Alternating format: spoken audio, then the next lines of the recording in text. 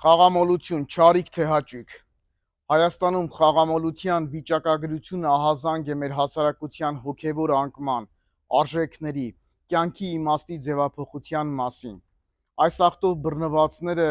անօգնական եւ կամազուրկ են դառնում, փորձելով ամեն կերպ գումար հայթայթել խաղալու համար։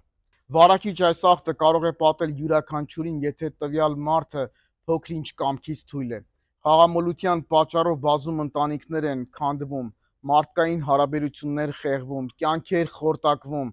իսկ շատեր էլ անհուսությունից եւ անելանելի վիճակից ինքնասպանություն են գործում։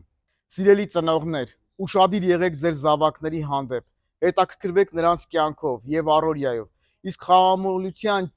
նույնիսկ չնչին դրսևորման դեպքում